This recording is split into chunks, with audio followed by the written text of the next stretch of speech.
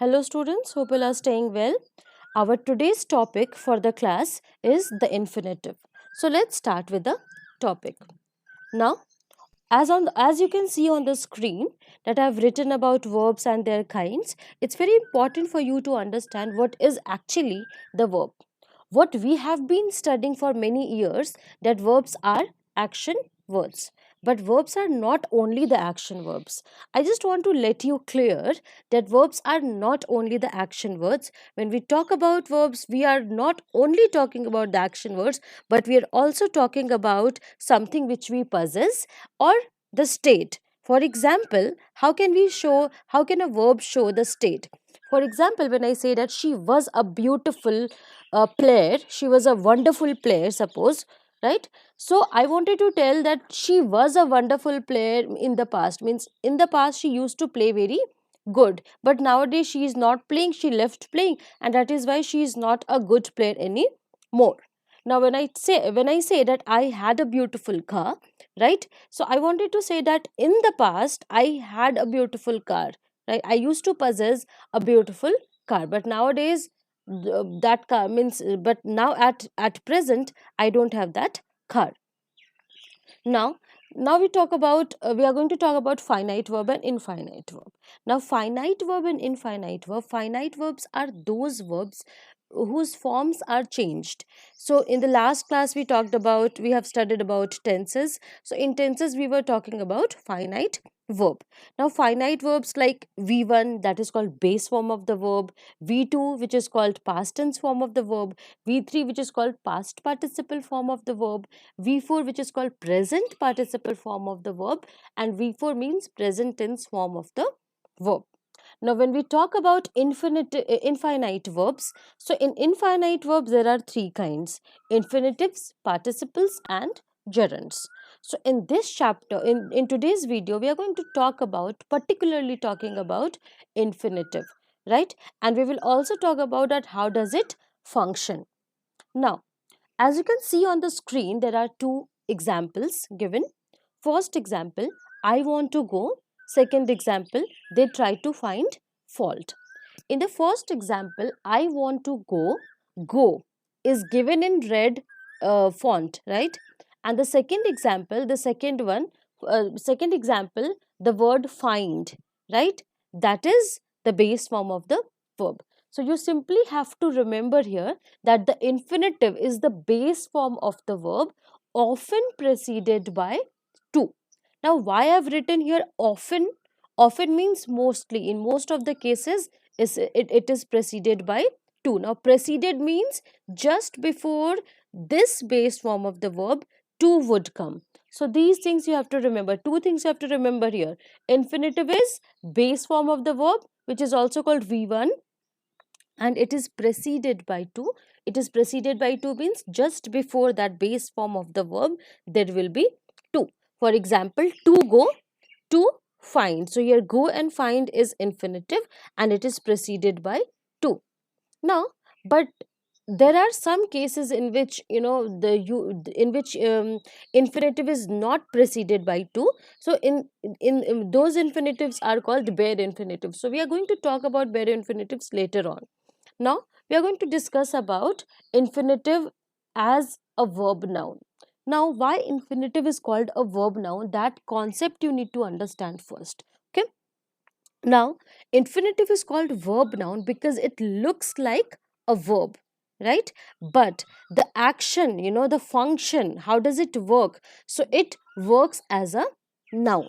Now, what is the working of a noun first? You understand. So, a noun is either a subject or an object in a sentence. Mostly, this is only what happens, right? So, you understand that infinitive looks like a verb, but the action, what is the working of that infinitive there in that sentence, is just like a noun.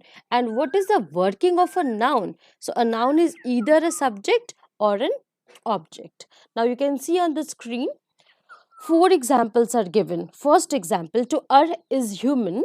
Now, here to err this is the subject of the verb, that is infinitive to, and then base form of the verb, and it is the subject of the verb is. So here it is subject.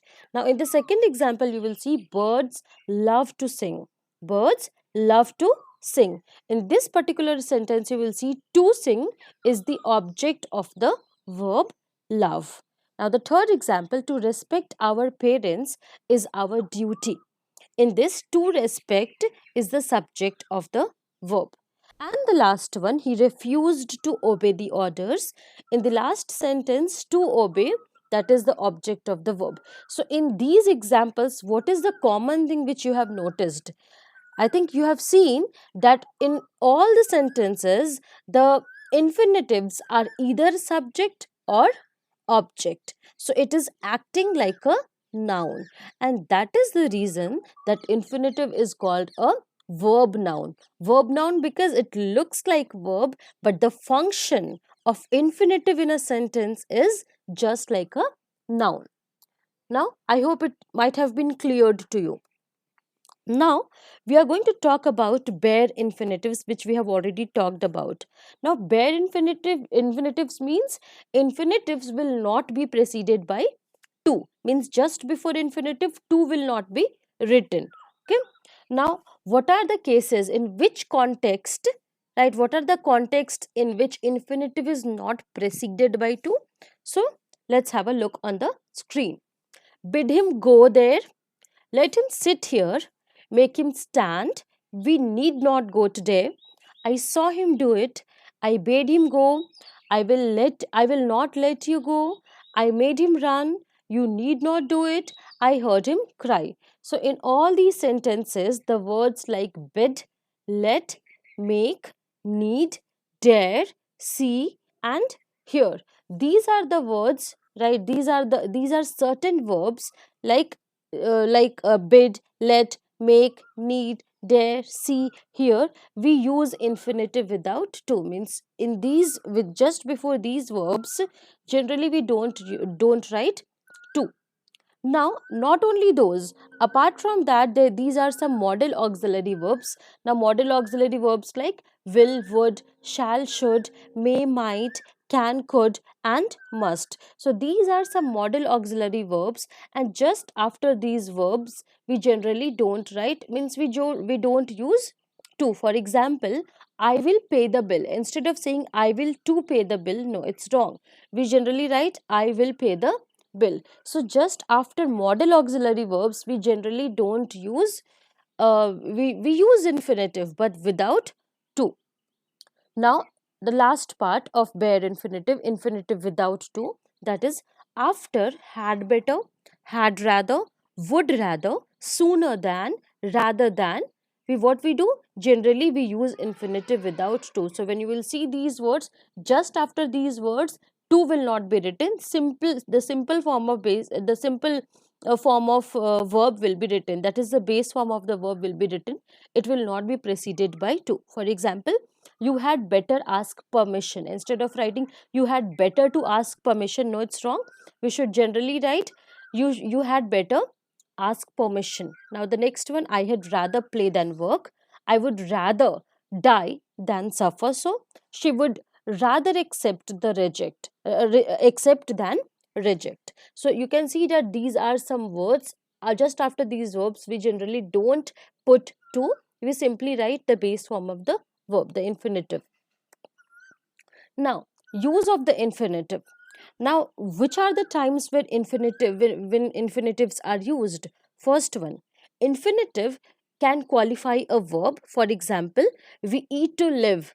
Now, here what is verb? So, you can see in all the sentences the underlined words are verbs and the reddish fonts, they are infinitive. So, we eat to live. Here, eat is verb, right? And to live, infinitive. So, you can see that it is qualifying a verb. Infinitive is qualifying a verb. It is talking more about eat. We eat, why? To live, right?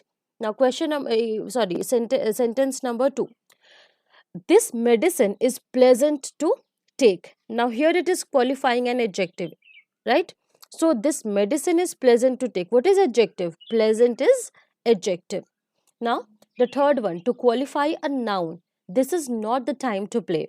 Now this is not the time to play. Now here time is noun and to play is infinitive.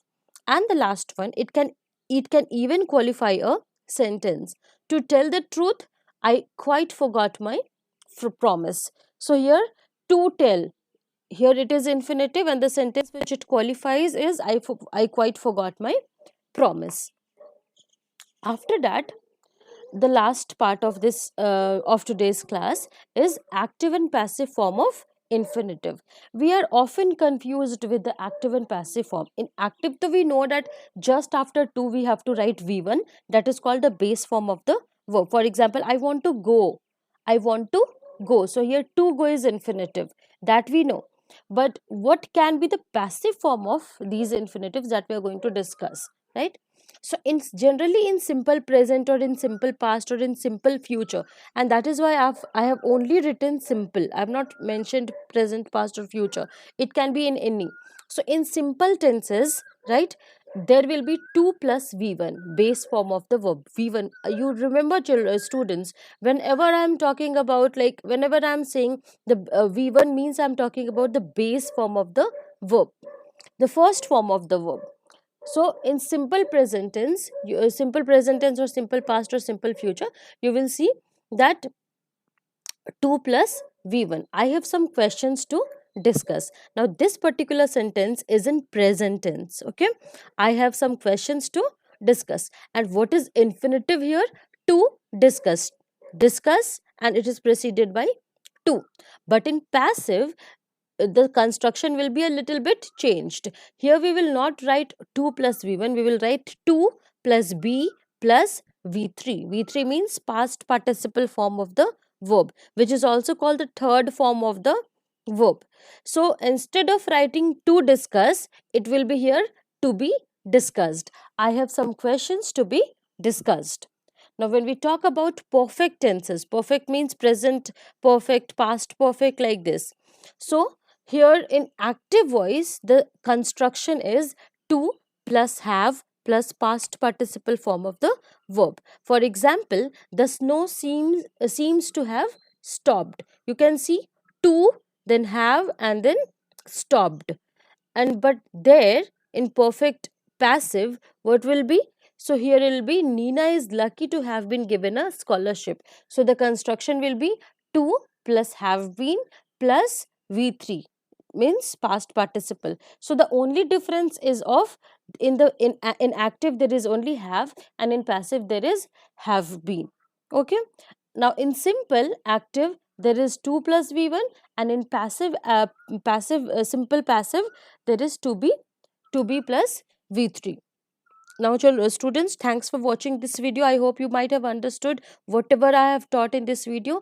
Having any doubt, write your queries, your problems, whatever you wanted to ask in the comment section, right? And just let me know what are the difficulties you are getting. In the next video, I'll be discussing about some specific questions related to infinitives which often confuse you. Till then, take care. Bye bye.